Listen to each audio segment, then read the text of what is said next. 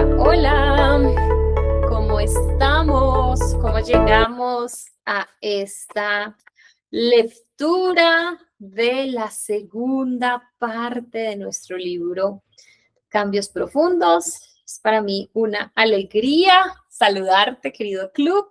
Si aún no estás en nuestra comunidad de WhatsApp, pues este es el momento para hacerlo, para sumarte. Y bueno, pues vamos a continuar con la lectura del capítulo número 6. El capítulo número 6 arranca, o mejor dicho, esta segunda parte arranca con una pregunta. ¿Qué es un cambio profundo? Y dice, cuando descubro los verdaderos deseos de mi corazón, John Owen escribió, conoce tu propio corazón, aunque es profundo, descúbrelo, aunque es oscuro, búscalo, aunque engaña dándole otro nombre a su enfermedad, no confíes en él. Si las personas no permanecieran ciegas a sí mismas, no permanecerían en el estado paralizado en el que están. Sin embargo, tratan de darle otros nombres a su propio estado de debilidad. Tratan de justificar, pelear o excusar las maldades de su propio corazón en vez de desarraigarlas y destruirlas sin piedad. Nunca tienen una visión realista de ellos mismos. Una vida sin efectividad y escandalosa crece como una rama de esta raíz de autoignorancia. Cuando buscan conocerse a sí mismos verdaderamente o poseen el coraje de hacerlo. Nuestro verdadero problema, los deseos de nuestro corazón y nuestra incapacidad para cambiarlos. Vivir a la luz del Evangelio nos confronta. El Evangelio nos dice que el problema no está fuera de nosotros, el problema está en nuestro propio corazón. Nuestras respuestas pecaminosas no son producto de las circunstancias de nuestro pasado, de otras personas o de la genética. Nuestras respuestas pecaminosas son producto del egoísmo de nuestro corazón. Pero vivimos así. ¿Es esta la manera en que diariamente practicamos nuestro cristianismo? Cuando, por ejemplo, tenemos un conflicto en casa con nuestra pareja, en el trabajo con nuestro jefe o en la iglesia con algún líder o hermano, ¿a quién culpamos por nuestra reacción? ¿A la ceguera o terquedad de nuestro corazón o a la de ellos? Recordamos que el problema está, recordamos que el problema está dentro de nosotros y no afuera, que nosotros somos los responsables de nuestro enojo, amargura, crítica y palabras hirientes, que nuestras reacciones no se originan en la injusticia o en el maltrato externo, sino que se originan en nuestro propio corazón y por ende es un problema interno. Lucas 6:45. Pensemos en un ejemplo cotidiano que ilustra esta verdad. Es viernes por la tarde y una mujer decide amar a su esposo preparándole una cena muy especial. No ha sido una semana fácil para ella. Esta mujer, además de trabajar en una tienda de ropa, tiene 3 niños pequeños y su madre que vive con ellos se encuentra manifestando los primeros síntomas de Alzheimer. A pesar de su propio cansancio, ella decide esforzarse mucho en cocinar para su esposo, mientras imagina un tiempo relajado y de calidad con él. Sin embargo, cuando el marido llega a su casa, agotado del trabajo, al ver su comida favorita servida en la mesa, dice, mi amor, gracias por amarme tanto, es mi comida favorita. Justo hoy que estoy tan cansado y justo hoy que se juega el partido que tanto estaba esperando. Acto seguido se sienta a la mesa, enciende el televisor y mira con enorme placer el encuentro. La mujer frustrada se va más temprano a su cama y se acuesta sin saludar a su marido. Cuando éste llega a la habitación, le pregunta, mi amor, ¿qué te pasa? Ella le responde con frialdad y distancia, nada. Analicemos la situación desde un punto de vista bíblico. Externamente la mujer parece haber hecho algo bueno, se ha sacrificado por su marido preparándole su comida favorita. Sin embargo, examinemos su motivación. ¿Por qué lo hizo? Lo hizo como parecía en su primer momento, porque ama a su marido y porque quería que él pasara un tiempo placentero. Si esa hubiera sido su verdadera motivación, porque no se sintió feliz con la felicidad de su esposo. Su frustración, su enfado y su silencio para con su esposo delatan sus verdaderos deseos. Ella no fue capaz de encontrar placer en el placer de su marido. ¿Por qué? Porque en realidad, al menos al final del día, no lo estaba amando a él, se estaba amando a sí misma a través de él. ¿Es el enfado y la amargura que siente la mujer culpa del marido? Claro que no. El enfado y la amargura que siente esta mujer nacen de un corazón que no ha obtenido lo que quería, una cena romántica y tranquila. Si mi corazón está regido por cierto deseo, solo hay 2 maneras en que puedo responderle a usted. Si usted me está ayudando a conseguir lo que quiero, estaré contento con usted. Es decir, usted será un vehículo para mi felicidad. Pero si usted se atraviesa en mi camino, voy a estar enojado, frustrado y desanimado cuando esté con usted. Es decir, usted será un obstáculo para mi felicidad. Mi problema no es usted o la situación que nos es común. Mi problema es que un deseo legítimo se ha apoderado de mi corazón y ahora tiene el control. Este deseo tiene tanto poder que ya no es legítimo. Se ha convertido en un deseo desordenado y pecaminoso, ya que ha crecido hasta una posición de autoridad sobre mi corazón. Esa autoridad le pertenece solamente a Dios, que envió a su Hijo para establecer su reino allí. El enfoque de la argumentación de Santiago 4.1 no son los malos deseos, desear cosas malas, sino los deseos desordenados, deseos que pueden tener razón en sí mismos, pero que nunca deben gobernar el corazón. No está mal desear descansar al final de un día largo. Está mal estar tan gobernado por el descanso que me pongo molesto con cualquiera que se interponga en el camino. Lógicamente, no está mal que la mujer desee tener una cena romántica con su marido. El problema radica cuando ese deseo se transforma en una demanda, en aquel que sí o sí tienen que obtener. En otras palabras, no se trata de no desear, sino de no demandar. Lo primero es una necesidad legítima. Lo segundo es idolatría. Regresamos a nuestro dibujo del iceberg y en la acción visible la mujer prepara una cena, algo bueno, en el deseo superficial porque lo hace, desea un tiempo de calidad con su marido, en el deseo profundo busca amor e intimidad. Al otro lado, la acción visible, la mujer se enfada, algo malo, porque lo hace, desea un tiempo de calidad con su marido, el deseo profundo busca amor e intimidad. La acción invisible ocupa el lugar de Dios, idolatrando su deseo y demandándolo. Como afirma Santiago 4.1, de donde vienen las guerras y los conflictos entre vosotros, no vienen de vuestras pasiones, deseos desordenados que combaten en vuestros miembros. Lang y Tripp preguntan, ¿qué es lo que tiende a producir conflictos en tu vida? La comodidad, el placer, el reconocimiento, el poder, el control o la aceptación. Déjame explicarte cómo estas cosas buenas se transforman en deseos egoístas, en pasiones que llevan al conflicto. Estas cosas no son malas en sí mismas hasta que se convierten en algo egoísta. La comodidad, el placer, el reconocimiento, el poder, el control o la aceptación pueden ser bendiciones que podemos disfrutar, pero se convierten en algo pecaminoso cuando permitimos que dejen de ser bendiciones y se conviertan en aquello que reemplaza a aquel que nos bendice. La comodidad me mueve a temer el trabajo duro. El placer me mueve a temer el dolor. El reconocimiento me mueve a temer ser pasado por alto. El poder me mueve a temer que alguien me diga que lo tengo que hacer. El control me mueve a temer a lo impredecible. La aceptación me mueve a temer a ser rechazado. Si lo piensas un momento, lo opuesto a lo que deseamos es lo que tenemos. ¿De dónde vienen las guerras y conflictos entre nosotros? De aquello que nuestro corazón ama y de aquello que nuestro corazón teme. De aquellos deseos que tendemos a idolatrar. Es muy posible que la esposa de nuestra historia haya comenzado a cocinarle a su esposo con una buena motivación, que su intención original haya sido amarlo. Sin embargo, al final del día ese deseo mutó. Su corazón dejó de estar gobernado por el amor a su esposo y comenzó a estar gobernado por el amor a sí misma. De esta forma, su motivación dejó de ser amarlo a él y encontrar placer en esa experiencia y se transformó en algo muy diferente. Sin demasiada reflexión y autoexamen, ese deseo correcto se transformó en una demanda, algo incorrecto. En ese momento, el deseo de obtener lo que quería, una cena romántica y tranquila, reemplazó a Dios como el soberano dador de felicidad en su corazón. Eso es lo que la Biblia llama un ídolo. Un ídolo se forma con una necesidad legítima que es elevada al lugar de una exigencia salvadora. Es el abandono de Dios, quien ha prometido satisfacer todas nuestras necesidades por una alternativa que en este caso una cena especial que promete darnos lo mismo que Dios o algo aún mejor. Este proceso de elevar o idolatrar nuestros deseos, de llevarlos a un estado de exigencia o demanda, es mucho más común y sutil de lo que nos gustaría aceptar. Esto nos ocurre más a menudo de lo que pensamos. El deseo de tener éxito en el trabajo se convierte en una demanda de apreciación hacia el jefe. El deseo de tener suficiente dinero para pagar las cuentas se transforma en codicia por las riquezas.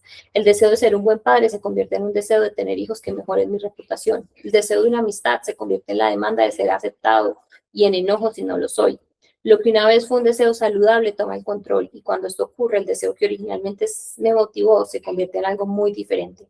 En vez de ser motivado por el amor y Dios a mi prójimo, soy motivado por una búsqueda de lo que me traerá placer y por esta causa me enojo con cualquiera que me estorbe.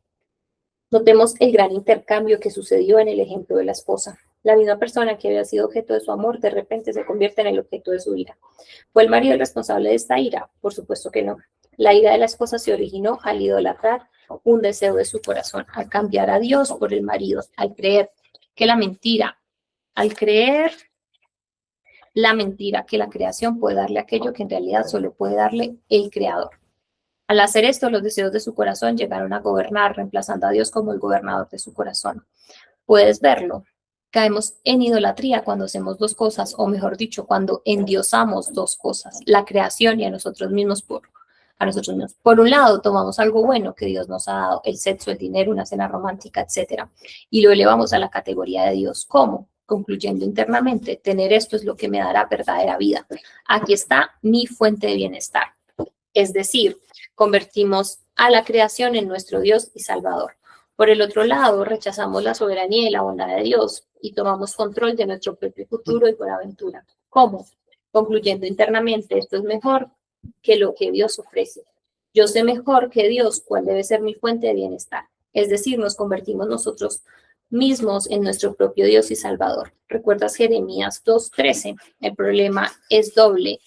Abandonar a Dios y buscar una nueva fuente de agua que me dé vida. Es difícil para nosotros retener nuestros deseos con manos abiertas. Más bien los deseos tienden a aisarnos. Nuestros deseos tienden a ser elevados a una posición en la que nunca deberían estar. Esto es lo que sucede. Un deseo batalla por el control hasta que se convierte en una demanda. La demanda luego es expresada y usualmente experimentada como una necesidad. Necesito tener sexo, necesito que me respetes. Mi sentido de necesidad eleva mi expectativa. Cuando mi expectativa no es satisfecha, me lleva a la decepción. La decepción lleva hacia algún tipo de castigo. Codicia si no tenéis, combatís y lucháis. Por eso cuando Santiago dice, oh almas adúlteras, no está cambiando de tema, está diciendo algo muy importante. El adulterio tiene lugar cuando lo ve a alguien más el amor que le prometió a otra persona. El adulterio espiritual ocurre cuando le doy a algo o a alguien más el amor que le pertenece solo a Dios. Santiago está diciendo que el conflicto humano está enraizado en el adulterio espiritual. La pregunta clave para hacernos en toda situación es ¿a quién estoy amando a través de esta acción? O si quieres, ¿quién o qué está reinando ahora en mi corazón? Si hemos hecho algo bueno, nos hemos sacrificado por nuestra pareja, por la iglesia o por un compañero de trabajo, pero ¿a quién estamos amando al hacerlo? ¿A ellos, a Cristo, a nosotros? ¿Qué nos motivó a hacer lo que hicimos? Pasar por alto las motivaciones del corazón es pasar por alto la cuestión más importante de la vida cristiana. Ellas son la razón por la cual vivimos como vivimos. Ellas son la causa por la cual actuamos como actuamos. Ellas son las que generan pasión por Dios o idolatría, como dice Tim Keller. La Biblia no considera la idolatría como un pecado entre muchos. La idolatría es la razón por la que siempre hacemos algo incorrecto, porque siempre fallamos en amar al prójimo o mentimos o vivimos egoísticamente. Por supuesto que la respuesta general es porque somos débiles y pecadores, pero la respuesta específica es porque siempre hay algo además del Jesucristo que tú sientes que debes tener para ser feliz. ¿Qué es más importante en tu corazón que Dios? Y que está esclavizando tu corazón a través de un deseo excesivo. Por ejemplo, nosotros no mentiríamos a menos que primero hubiéramos hecho algo. La aprobación de los demás, el prestigio, la reputación, el poder sobre otros, el obtener ventaja financiera más importante y valiosa para nuestros corazones que la gracia de Dios. Así el secreto para cambiar es siempre identificar y desmantelar los ídolos básicos del corazón. Enfocarnos en las motivaciones y deseos del corazón nos ayuda a ver que el problema principal del ser humano no es el comportamiento, sino la idolatría. El comportamiento es una consecuencia de aquello que sea el Dios de nuestro corazón, de aquello que sea nuestro mayor tesoro. Como Jesús comunicó en varias oportunidades, nuestras acciones externas son resultado de lo que amamos y atesoramos internamente. Y Jesús decía, lo que sale del hombre, eso es lo que contamina al hombre, porque de adentro del corazón de los hombres salen los malos pensamientos, fornicación, robos, homicidios, adulterios, avaricias, maldades, engaños, sensualidad, envidia, calumnia, orgullo, insensatez. Todas estas maldades de adentro salen y contaminan al hombre. Meditar en esta realidad nos confronta con un problema aún mayor. Si es verdad que la idolatría tiene que ver con nuestros deseos que amamos tanto al punto de transformarlos en demandas, estamos ahora frente a un nuevo y más profundo dilema. Como hemos visto en detalle en el capítulo 3, no podemos cambiar lo que deseamos, no podemos obligarnos a modificar lo que amamos, atesoramos y valoramos, porque el amor es una respuesta incontrolable frente a aquello que se presenta atractivo, frente a aquello que se muestra como el mayor bien para mi alma, frente a aquello que afirma poder satisfacer nuestras necesidades y darnos plena felicidad. En el caso de la esposa, una cena. Si queremos comprender correctamente cómo se producen los cambios profundos, es esencial captar la importancia de que no podemos modificar lo que amamos. El amor es una respuesta que no podemos forzar. Piénsalo un momento. Cuando dos de nuestros hijos pequeños están discutiendo acaloradamente, podemos obligarlos a que dejen de discutir, es decir, cambiar su comportamiento. Pero no podemos obligarlos a sentir convicción de pecado, es decir, reconocer su idolatría. Podemos forzarlos a que hagan silencio y se escuchen mutuamente, apelando a la culpa, amenazas, al orgullo, al temor o a la disciplina física. Pero no podemos obligarlos a entenderse y a poner primero el interés del otro. Podemos pedirles que repitan palabras por palabras de qué forma han agredido a su hermanito, pero no podemos obligarlos a que sientan dolor por su propio pecado. Podemos exigirles que te pidan perdón, pero no podemos obligarlos a que no guarden amargura y se sientan en paz con el otro. No podemos cambiar lo que realmente necesita ser cambiado, ni en nuestros hijos, ni en nuestra pareja, ni en nosotros mismos. No podemos cambiar lo que deseamos. Esto nos lleva a redescubrir una verdad preciosa, puesto que no podemos cambiar lo que ama el corazón. La satisfacción tiene que ser un regalo, una obra de Dios y no nuestra, una transformación divina, una obra sobrenatural.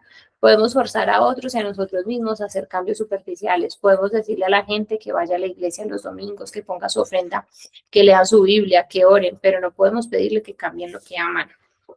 La conversión es un cambio de deseos. Dejar de desear el pecado y comenzar a desear a Cristo. La satisfacción también. No pudimos lograrlo primero por nosotros mismos, tampoco podemos lograrlo segundo. Si la justificación es un don, pero la santificación también lo es, piénsalo un momento. Nuestro problema fundamental no es un problema de ignorancia. Sabemos perfectamente lo que tenemos que hacer. En el caso de la mujer, no enojarse con su esposo. Nuestro problema fundamental es un problema de capacidad. No tenemos el deseo, es decir, el poder para hacerlo. Sabiendo lo que tenemos que hacer, no podemos hacerlo. Romanos 7, 18, 19. Y no podemos hacerlo porque no podemos modificar lo que amamos. Cuando vemos esto, cuando somos confrontados con el verdadero estado del corazón, tenemos dos opciones. Podemos, como vimos en el capítulo 5, seguir intentando cambiar con nuestras propias fuerzas, o podemos aceptar humildemente que nuestra condición y permitir que el Evangelio nos cambie.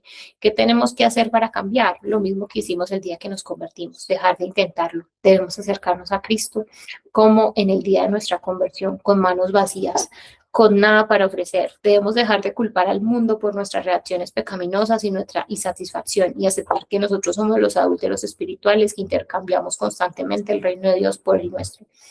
Cuando veamos esta realidad con una intensidad profunda y nueva, esto es en convicción y contrición de pecado, experiencias que son un regalo y que solo el Espíritu Santo puede producir. Entonces nos daremos cuenta que necesitamos las dos ofertas o tesoros que el Evangelio nos ofrece. Perdón, no solo para hacer lo malo, sino para amar aquello que nos aleja de Dios. Okay. Perdón, no solo por hacer lo malo, sino por amar aquello que nos aleja de Dios. Y poder, no solo para hacer lo bueno, sino para amar a Dios al hacerlo. Cuando, como dice el título de este capítulo, descubramos los verdaderos deseos de nuestro corazón, entonces nos daremos cuenta que necesitamos el Evangelio como el primer día. ¿Qué podemos hacer para cambiar nuestro corazón? ¿Qué podemos hacer nosotros para producir fruto? Meditemos sin apuro en la respuesta de Jesús. Nada. No te frustres conmigo si esto te choca. No son mis palabras, son las palabras de Jesús. Sin Él no podemos hacer nada. Yo soy la vid verdadera y mi Padre es el viñador. Todo sarmiento que en mí no da fruto lo quita y todo el que da fruto lo poda para que dé más fruto. Vosotros ya estáis limpios por la palabra que os he hablado. Permaneced en mí y yo en vosotros. Como el sarmiento no puede dar fruto por sí mismo, sino permanece en la vid, así tampoco vosotros si no permanecéis en mí.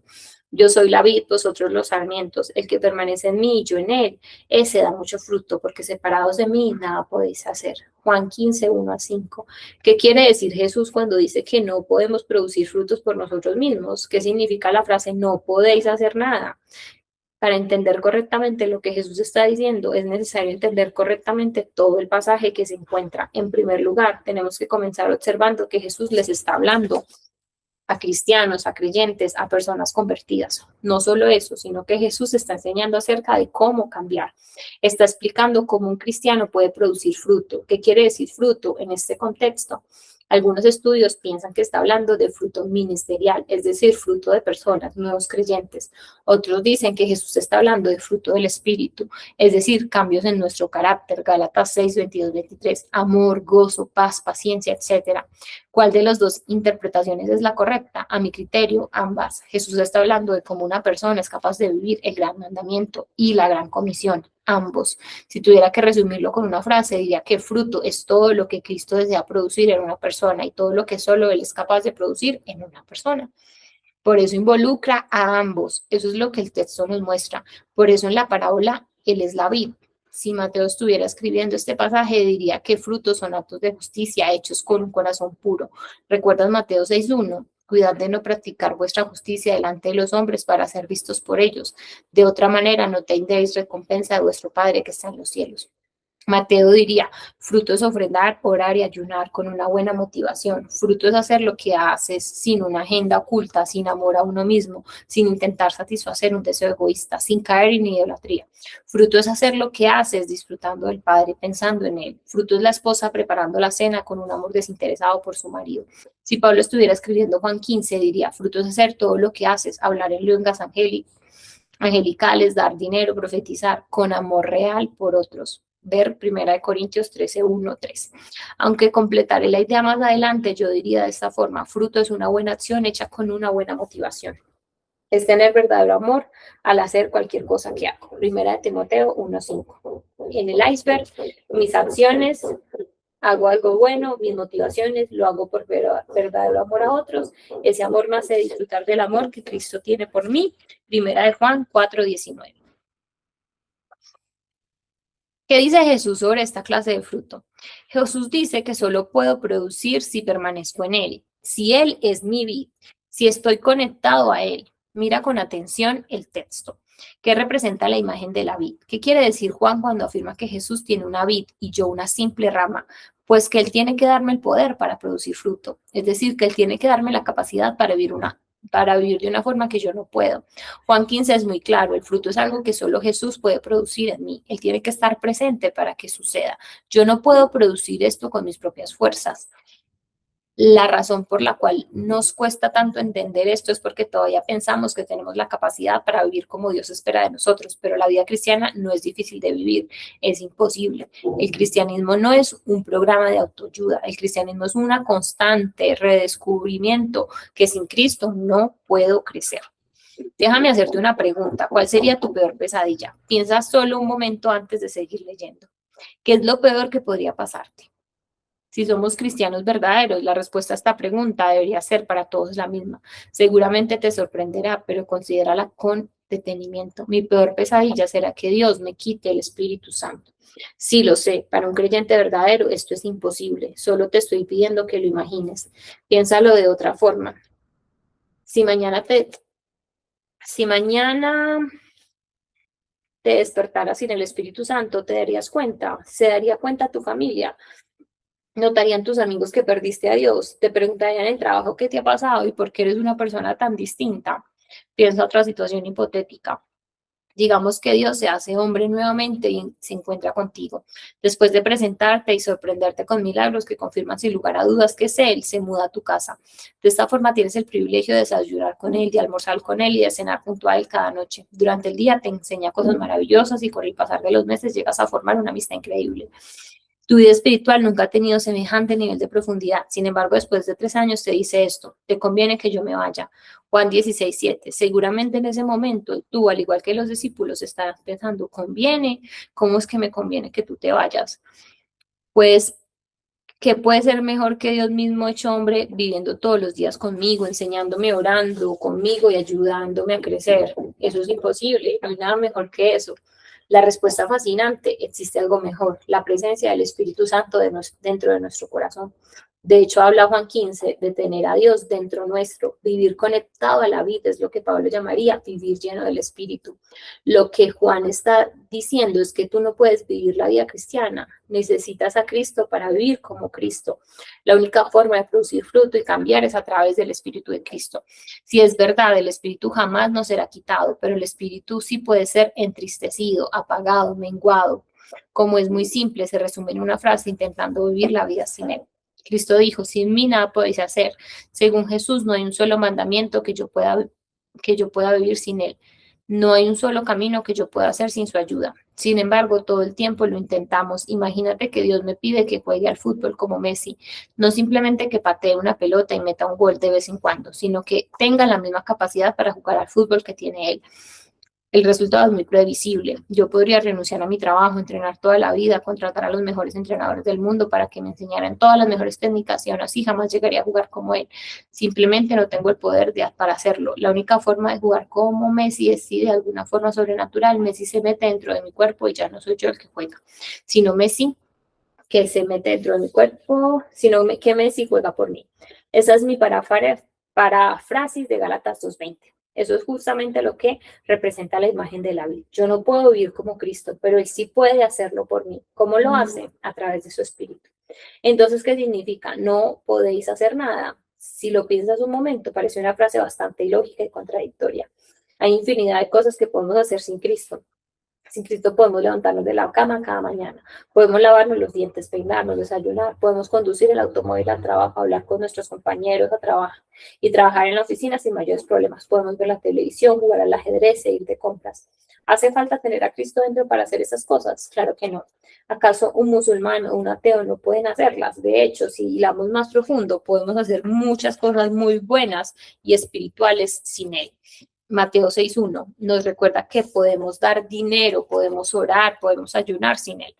Cuando Jesús dice, no podéis hacer nada sin mí, no quiere decir que no puedo hacer acciones buenas, significa que no puedo hacer nada con amor puro, con amor real, con buenas motivaciones. Significa, siguiendo el pensamiento de Juan, que no puedo producir la clase de fruto que glorifica a Dios. Juan 15:8. Es decir, no puedo hacer algo que Dios mire y concluya, esto que Nico ha hecho es fantástico, merece mi plena aprobación, está lleno de desinterés y amor, me hace quedar bien a mí, me atrae gloria. ¿Por qué? Dios no mira como mira al hombre, pues el hombre mira la apariencia exterior, pero el Señor mira el corazón. Primera de Samuel 16:7. Y como está mi corazón sucio, como el de la esposa, aún preparando un plato de comida, alguien que amo, me amo a mí mismo. Uno de los pastores más consagrados que ha vivido escribió. No sé qué es lo que tú piensas, pero yo puedo decir que no oro sin pecar, que no predico sin pecar, que no hago nada sin pecar. Todo mi arrepentirme está necesitado de arrepentimiento y las lágrimas que derraman de ser lavadas en la preciosa sangre de mi amado Redentor. Los deberes mejor hechos no dejan de ser muestra de extraordinario pecado. Para que pueda haber paz en tu corazón, primero tendrás que aborrecer el pecado antiguo y el pecado nuevo, admitiendo la inutilidad de tu justicia y la falta de valor de las obligaciones cumplidas. Tendrá que haber pleno reconocimiento de la propia incapacidad. Este será el último ídolo al que renunciar. El orgullo de nuestro corazón no nos permite fácilmente rendirnos a la justicia de Jesucristo. Por si no nos damos cuenta de esta deficiencia, nunca nos acercaríamos a Jesús. Son muchas las personas que dicen, bueno, yo creo que todo eso es cierto, pero hay una gran diferencia entre lo que se dice y lo que se siente. ¿Has sentido tú alguna vez la necesidad de un redentor? ¿Has notado en algún momento que te falta Jesús por la insuficiencia de tu propia rectitud? Puedes ahora decir con todo tu corazón, Señor, tienes derecho a condenarme por la insuficiencia de mis buenos actos. Si no has sentido en algún momento esa gran verdad, podrás hablar de paz personal, pero no será verdadera. Wow. Juan 15:4 dice que no puedes producir fruto por ti mismo. ¿Realmente crees esto? ¿Realmente vives tu vida cristiana consciente que no te puedes cambiar? Consciente de que el fruto que Dios espera de ti es imposible. Jesús dice sin tapujos que no puedes hacer nada sin Él. La situación en la que tú y yo nos encontramos es la misma que si fuéramos un paralítico y alguien nos dice camina, ¿cuál sería tu respuesta? La mía sería estás loco. Es que no ves la silla de ruedas, no te das cuenta de mi condición, no puedo hacer lo que me pides.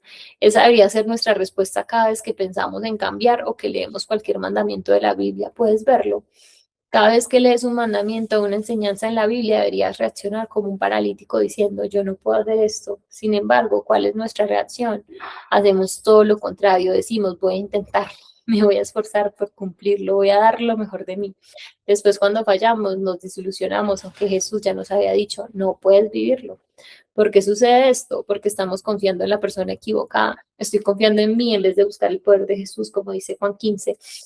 El fruto, el cambio real es un resultado, el cambio profundo es una consecuencia de lo que Él hace en nosotros, no de lo que nosotros hacemos por Él. Lo que dice el Evangelio, no resulta increíble que para ser cristiano tengo, tengo que dejar de ser una buena persona.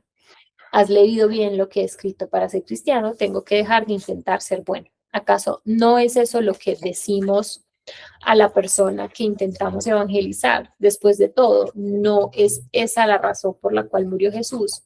Nos dijo Jesús en varias ocasiones, los que están sanos no tienen necesidad de médicos, sino los que están enfermos. No he venido a llamar a justos, sino a pecadores. Como dice Pablo, si uno pudiera llegar a ser justo por obedecer a Dios, su muerte sería innecesaria. Gálatas 2:21. Para Jesús tu pecado no es tu mayor problema. Para Jesús tu bondad es tu mayor problema. Tus intentos de cambiarte sin su ayuda. Juan 3:16 dice que no me puedo salvar. Juan 15:5 dice que no me puedo cambiar. Para ambos necesito a Cristo. Déjame sacudirte y poner a prueba tus convicciones. Piensa en lo que Jesús ha dicho en una situación hipotética donde un pastor ha mirado pornografía un sábado por la noche. Justo un día antes de predicar su sermón, te pregunto, ¿qué tiene que hacer este pastor? ¿Renunciar al pastorado? ¿Confesar públicamente lo que ha hecho? ¿Dejar de predicar? Permíteme responder esta pregunta con otra. ¿Qué le dirías a un amigo no cristiano que te dice que no puede creer que Jesús lo perdona porque ha mirado pornografía la noche anterior? Quizás dirías algo así. Los que están sanos no tienen necesidad de médicos, sino los que están enfermos. No he venido a llamar a justos, sino a pecadores. ¿Cuál es la típica reacción que tiene una persona no creyente cuando le decimos esto? Es decir, cuando le compartimos el Evangelio por primera vez. Tú me estás diciendo que no tengo que hacer nada para ser salvo.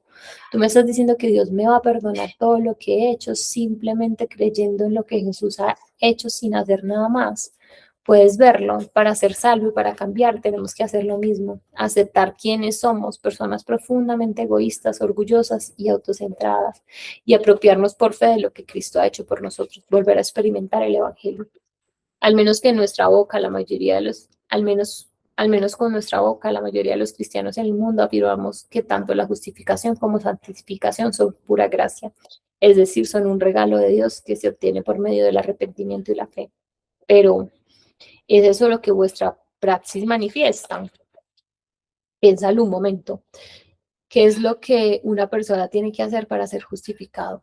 Aceptar su condición pecadora, reconocer la realidad que sus obras no le pueden salvar, confiar en la cruz de Cristo y recibir por fe el regalo de lo que Jesús ha hecho por él o ella. ¿Qué es lo que una persona tiene que hacer para ser santificada?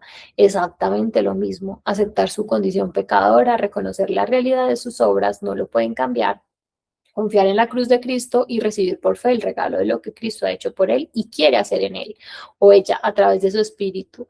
La justificación es un regalo, la santificación también lo es. Es la aceptación de lo que el Espíritu de Dios quiere hacer en nosotros. Fuimos receptores en la justificación y también lo somos en la santificación. Por supuesto que esa gracia produce un efecto tan grande en el corazón que obra, pero no somos nosotros los que oramos, sino que es Cristo en nosotros. No es nuestro poder, sino el poder del Espíritu. No es nuestra fuerza, sino la fuerza de Dios, como dice Pablo en Gálatas 2:20. Ya no soy yo el que vive, sino Cristo quien vive en mí. Piensa nuevamente en el ejemplo del pastor que mira pornografía un sábado por la noche, que es lo que una persona tiende a pensar en una situación así. Probablemente algo como esto: después de lo que acabo de hacer, no soy digno de predicar mañana, buscaré a alguien que me reemplace. Que dice implícitamente este pensamiento: antes de hacer esto, si era digno. ¿Qué está sucediendo? El pastor está descansando en sus obras, buenas o malas. Su autoridad deviene de cómo se comporta. Se está apoyando en su propia capacidad porque el pastor no tiene ese sentimiento de culpa e indignidad cada vez que tiene que predicar, sino que lo siente solo ese domingo. La respuesta es obvia. Piensa que esta vez ha hecho algo lo suficientemente malo como para ser indigno, pero el resto de los domingos no. Esta clase de pensamiento es completamente moralista. Se apoya en nuestras buenas obras y es similar a la actitud que tenían los fariseos. Gracias a Dios que no soy como los demás hombres, un adúltero. Lucas 18:11. Si examináramos correctamente nuestro corazón, como lo hace Jesús de manera magistral en el Sermón del Monte, nos daríamos cuenta de que es posible que jamás hayamos mirado pornografía, pero sentiríamos una profunda convicción por lo escandaloso de nuestra oculta lujuria. Mateo 5:28. Y no solo esto, sino que estaríamos afectados y conmovidos porque constantemente, no solo el sábado por la noche, quebramos ese y cada uno de los mandamientos que Dios nos pide. ¿O acaso nuestro hambre y sed de justicia es mayor que nuestra hambre y sed de reconocimiento? ¿O acaso intercedemos con pasión por los líderes de nuestra iglesia que nos critican? ¿O acaso nuestros cónyuges dirían que los bendecimos cuando ellos nos maltratan? Entender correctamente el Sermón del Monte y la vida cristiana en general es darnos cuenta que el comienzo de la verdadera espiritualidad es el reconocimiento de nuestra falta de ella. Mateo 5:3. Por supuesto que debería dolernos y horrorizarnos la condición de nuestro corazón, pero no solo si miramos pornografía, sino cada vez que nos miramos a la luz de la palabra y nos damos cuenta de lo lejos que estamos de donde deberíamos estar. Hebreos 4:12, Santiago 1:23-24. El problema del pensamiento de este pastor no es sentirse indigno después de mirar por pornografía. El problema de este pastor y nuestro problema también es no sentirnos indignos todos los días. El problema para él y para nosotros es no vivir constantemente consternados por lo que somos. El problema es no tener el corazón iluminado para decir, junto con Pablo, palabra fiel y digna de ser aceptada por todos. Cristo Jesús vino al mundo para salvar a los pecadores, entre los cuales yo soy el primero. Nota que dice yo soy y no yo fui. Para Pablo esta es una realidad presente en un recuerdo lejano. Tenemos que admitir junto con el apóstol que somos mucho peores de lo que pensábamos. Por eso necesitamos la buena noticia del Evangelio que nos recuerda que por lo que Cristo ha hecho somos perdonados y aceptados a pesar de lo que somos. Eso es lo que nos da autoridad para poder predicar un mensaje un domingo o para hacer cualquier cosa para Dios. No nuestros méritos de no haber caído en grandes pecados, ni nuestros desméritos de haber caído en grandes pecados, sino los méritos de Cristo que jamás cayó en ningún pecado y se dio a sí mismo para que podamos tener autoridad. Solo cuando veamos nuestra continua pobreza espiritual seremos conscientes de nuestra continua necesidad del perdón de Cristo. Segunda de Corintios 8:9. Y solo al ver cómo Él colma nuestra necesidad, seremos liberados de mirar pornografía o de cualquier otro tipo de idolatría. El Evangelio es la buena noticia que no tenemos que hacer nada para ser salvos. Cristo lo tuvo que hacer todo por nosotros. De la misma forma, el Evangelio es la buena noticia para que podamos hacer nada para ser santos. Cristo también lo tiene que hacer por nosotros. Por esta razón, tal como lo fue en el momento de nuestra conversión, comprender y aceptar que somos pecadores es la mejor de las noticias. Por esa razón, si realmente queremos cambiar, tenemos que estar firmemente apoyados en nuestra incapacidad a fin de poder estar firmemente apoyados en la gracia de Dios. El Evangelio nos dice, no necesitas cambiarte. El Evangelio nos dice, no puedes hacerlo. El Evangelio nos dice, sus mandamientos son demasiado altos, jamás podrás vivirlo. El Evangelio dice, no puedes desearle, no puedes buscarle, Romanos 3:11-12, pero también dice, lo que es imposible para ti es posible para Dios, Mateo 19:26. También nos recuerda, no vine a buscar a los justos, sino a los pecadores, Marcos 2:17. También nos revela, al que permanece en mí, ese da mucho fruto, Juan 15:5. Cuando comprendemos esta verdad, cuando recordamos todos nuestros intentos fallidos por auto-mejorarnos, cuando llegamos a ver las verdaderas razones que motivan nuestras buenas obras, entonces solo entonces Cristo, el Evangelio dejará de ser solo un antiguo y bonito recuerdo, un mensaje para los no cristianos y comenzará a transformarse nuevamente en nuestro mayor deseo, en nuestro mayor anhelo y en nuestra más grande necesidad. Piensa en la siguiente situación. Si vas caminando por la playa y un amigo te presenta al socorrista, seguramente sonreirás, lo saludarás con respeto y luego te intercambian alguna palabra superficial, continuarás tu caminata por la arena sin darle mayor importancia al asunto. Pero si te estás ahogando en medio del mar enardecido, el socorrista ya no será alguien a quien saludarás casualmente. De repente se transforma en la persona más importante de tu vida, en tu mayor tesoro. Como dice Efesios 1:18, Dios está en proceso de abrirnos los ojos de nuestro corazón para que veamos que no solamente fuimos rescatados el día de nuestra conversión, y ahora nos toca nadar solos. Dios está en proceso de mostrarnos que no podemos nadar, cambiar solos y que todos los días nos rescata, porque todos los días voluntariamente nos lanzamos al mar de nuestros propios deseos idólatras. Solo cuando veamos cuán grande es nuestra incapacidad, veremos cuán todavía lo necesitamos. Solo cuando dejemos de apoyarnos en nuestra capacidad, estaremos afirmados en su gracia. Solo entonces volveremos al único que tiene lo que todos. No solamente un pastor que mira pornografía, necesitamos perdón y poder para cambiar. Dios no nos ha dicho, allí está la meta, del otro lado del océano, ahora nada. No, Dios nos ha dicho, allí está la meta, yo sé que no puedes llegar, sube, yo te llevo. Estando convencido precisamente de esto, que al comienzo, que el que comenzó en vosotros la buena obra, Dios la perfeccionará hasta el día de Jesucristo. Filipenses 1:6.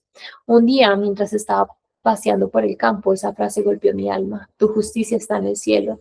Y vi con los ojos de mi alma a Jesucristo a la diestra de Dios. Allí vi estaba mi justicia, así que donde quiera que estaba, cualquiera cosa que estaba haciendo, Dios no podía decir de mí, él carece de mi justicia, porque estaba delante de él. He visto también que no era mi buena imagen del corazón la que hizo mi justicia mejor, ni tampoco mi mala imagen la que hizo mi justicia peor, ya que mi justicia era el propio Jesucristo, el mismo ayer, hoy y por los siglos. Hechos 13:8. Ahora ciertamente mis cadenas cayeron de mis piernas, fui liberado de mis aflicciones y grilletes, mis tentaciones también huyeron. Entonces regresé a casa regocijándome en la gracia y en el amor de Dios. Cuando esta verdad cautive tu corazón, cuando te transforme en tu mayor tesoro, cuando conquiste tus afectos, entonces habrás experimentado un cambio profundo. Entonces habrá sucedido aquello que es imposible para los hombres, pero posible para Dios. Habrás cambiado lo que amas, habrás vuelto a tu primer amor. Breve resumen. ¿Por qué se produce un cambio profundo? Para que se produzca un cambio profundo necesito ver la idolatría de mi corazón. La idolatría se produce cuando deseo algo bueno o malo más que a Dios, es decir, convierto a la creación en mi Dios y Salvador. Ahora algo más que Dios, el sexo, el dinero, una cena romántica, etcétera, va a ser lo que me dé verdadera vida. La idolatría se produce cuando transformo un deseo en una demanda, es decir, yo mismo me convierto en mi Dios y Salvador. Ahora mi sabiduría, mis estrategias, mis decisiones y mi poder son lo que utilizaré para encontrar verdadera vida. Para que se produzca un cambio profundo, necesito darme cuenta que el fruto es un resultado. Frutos son todas aquellas cosas buenas que hago con amor puro, como consecuencia de estar disfrutando del amor de Jesús. Nosotros amamos porque lo somos primero. Primero de Juan 4:19. Fruto es algo que yo no puedo producir, sino que es la consecuencia de la obra de Jesús en mí. Juan 15:5. Para que se produzca un cambio profundo, necesito aceptar que no puedo cambiar mis deseos. Al darme cuenta cómo caigo una y otra vez en idolatrar los deseos de mi corazón, hay dos cosas que quedan en evidencia. En primer lugar, sigo necesitando tanto perdón como el primer día que me convertí, no solo por mis acciones, sino también por mis motivaciones y deseos egoístas. En segundo lugar, necesito el poder del Espíritu Santo para vivir de una forma que yo jamás podría vivir. Juan 15:5. Al darme en cuenta que estas dos cosas me son ofrecidas gratuita e inmerecidamente por causa del sacrificio de Cristo, me vuelvo a enamorar de Él. Cambio lo que amo. Cristo vuelve a ser mi gran necesidad, mi mayor tesoro, mi primer amor. Para dialogar o reflexionar en grupos, así que primero, ¿de qué forma este capítulo ha cambiado o confirmado tu forma de entender cómo se producen los cambios? Segunda pregunta, resume en una o dos oraciones los conceptos que más te hayan impactado de este capítulo. Tercera pregunta, ¿cuáles son para ti algunos ejemplos personales de cómo tiendes a elevar un deseo a la categoría de ídolo? ¿Qué piensas que te impulsa a hacer esto? ¿Qué es lo que estás buscando a través de ese deseo? Cuarto, ¿qué sueles hacer después de caer en algún pecado grande para ti? Por grande me refiero a un pecado que te desanima grandemente después de caer en él.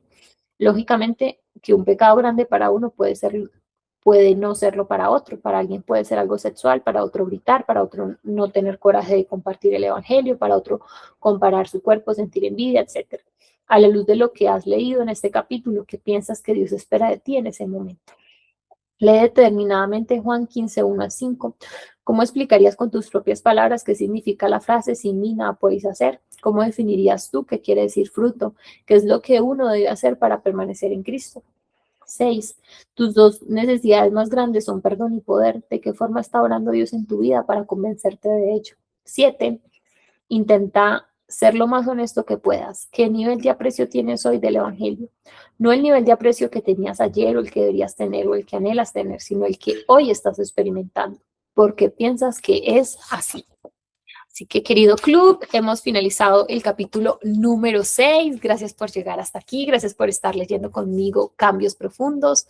Cuéntame y déjame aquí en los comentarios de este video de qué forma este libro está transformando tu forma de enfrentarte a los cambios, tu forma de ver inclusive tu relación con Dios. Me encantará leerte. Si aún no estás en nuestro club, pues aquí en la descripción encuentras el link para unirte.